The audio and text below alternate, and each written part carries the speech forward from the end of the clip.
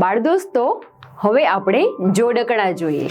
આપણે છેલ્લા ચેપ્ટરમાં જોડકણા વિશે સમજી ગયા હતા કે એક ચિત્ર આપેલું હોય અને ચિત્ર ઉપરથી લાઈન આપેલી હોય, તો આપણે એના પરથી ઓળખવાનું કે આ ચિત્ર કોનું છે. સૌપ્રથમ પહેલું ચિત્ર જોઈએ. એમાં લખેલું છે કે હળ ચલાવે ખેતર ખેડે, માટી ખાતર નાખે, ઠંડી ગરમી સહન કરીને ધરતી લીલી રાખે. તે હળ ચલાવે છે. ગામડામાં તમે ગયા હોય તો ખેતરમાં બળદને આગળ જોડીને હળ ચલાવતા ખેડૂતો તમે જોયેલા હશે. તે ખેતરને ખેડે છે. ખેતરને ખેડીને તેમાં પાક છે એ વાવતા હોય છે. માટી ખાતર નાખે, એ જે પાક વાવેલો છે એના ઉપર માટી અને ખાતર નાખવું પડે છે. આ ખાતર એટલે શું તમને ખબર છે? ખાતર એ એવો પદાર્થ હોય છે જેને આપણે પાકમાં નાખીએ તો પાક છે ઉગીને એકદમ મોટો થઈ નીકળે, એટલે આપણે એને ખાતર આપવામાં આવે છે. તે ઠંડી ગરમી સહન કરીને ધરતી લીલી રાખે. તે ઠંડી હોય એટલે કે શિયાળાની ઋતુ હોય, એકદમ બહુ જ તડકો હોય એટલે કે ઉનાળાની ઋતુ હોય, કે વરસાદ પણ આવતો હોય, તો આ બધું જ સહન કરીને તે આપણી ધરતીને લીલી રાખે છે, એટલે કે પાક છે એ ઉગાડવાનું કામ કરે છે. તો એનું નામ કોણ થશે? એ છે ખેડૂત. આ ચિત્ર ખેડૂતનું છે. ત્યારબાદ બીજું ચિત્ર જોઈએ. અહીં જોઈ શકાય છે કે એક ભાઈ ગાયોને કંઈક ખવડાવી રહ્યા છે અને ગાય ચરાવવાનું કામ કોણ કરે છે? તો ચલો જોઈએ. લાંબી લાકડી ખંભે રાખી ગોવાળ ગાયો ચારે, પેટ ભરીને ઘાસ ચરાવી સાંજે પાછો આવે.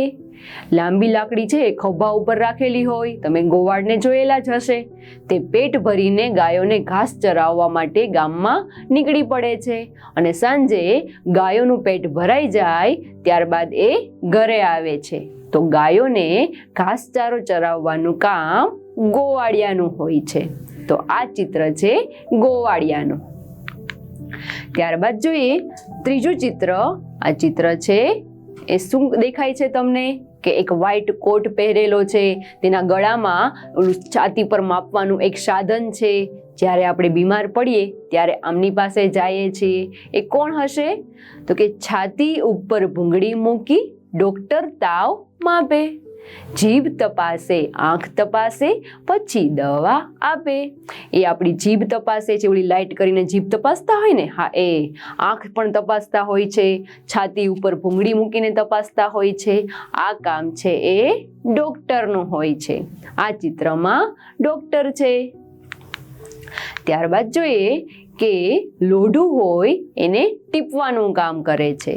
તો ભારે મોટો ઘણનો ઘા એરણ માથે પડતો, લુહાર ટીપે ગરમ લોઢું, ખીલ્લી સાકળ ઘડતો. એ ગરમ ગરમ લોઢું હોય એને ટીપવાનું કામ કરે છે અને એમાંથી ટીપીને વિવિધ પ્રકારના સાધનો છે એ બનાવતો હોય છે. તો આ કામ છે લુહારનું. આ ચિત્ર લુહારનું છે. ત્યારબાદ જોઈએ, અહીં એક ભાઈ એ ફર્નિચર કામ કરી રહ્યા છે, એટલે કે લાકડામાંથી વિવિધ વસ્તુઓ બનાવે છે. તો કહે છે સુથારભાઈ લાકડું લઈને કરવત વડે કાપે, ટેબલ ખુરશી કરવા માટે આડું ઊભું માપે. આપણા ઘરમાં ટેબલ ખુરશી એવું બધું જે ફર્નિચર હોય છે એ બનાવવાનું કામ સુથારનું હોય છે. તો સુથાર પાસે જો કેટલા બધા ઓજારો છે. આ બધા ઓજારોનો ઉપયોગ કરીને તે સરસ મજાની ખુરશી, ટેબલ એ બધું બનાવે છે. ત્યારબાદ જોઈએ, આ ચિત્રમાં એક ભાઈ કપડાં સીવવાનું કામ કરી રહ્યા છે. તો હવે તમને બધાને ખ્યાલ જ છે કે આ ચિત્ર કોનું છે? તો ચલો જોઈએ. દરજી મારું શર્ટ સીવે ને ઉપર બટન ટાંકે, બેન માટે ઘાઘરી સીવે ઉપર આભલા રાખે. મારા માટે સરસ મજાનું શર્ટ છે એ સીવી દે છે, શર્ટની ઉપર બટન પણ ટાંકી દે છે. મારી બહેન છે તેના માટે સરસ મજાની ઘાઘરી બનાવી દે છે, એની ઉપર આભલા છે એ રાખી દે છે. આ બધું કામ દરજી કાકાનું હોય છે. આ ચિત્ર દરજીનું છે. ત્યારબાદ જોઈએ, અહીં એક ભાઈ માટલા બનાવી રહ્યા છે. હવે મારે તમને કહેવાની કંઈ જ જરૂર નથી, તમે ચિત્ર ઓળખીને પણ આસાનીથી બતાવી શકો કે આ ચિત્ર કોનું છે.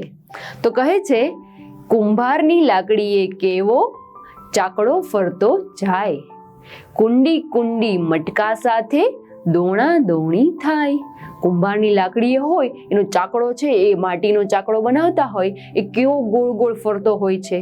એમાં આપણને તો એવા માટલા બનાવતા આવડે પણ નહીં, એ માત્ર કુંભાર જ બનાવી શકે છે.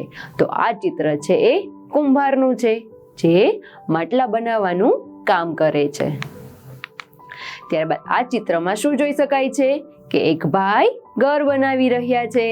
કહે છે, કડિયો મોટો કારીગરને મકાન મોટા બાંધે, ઈંટો ઉપર ઈંટો રાખી સિમેન્ટ વડે એ સાંધે.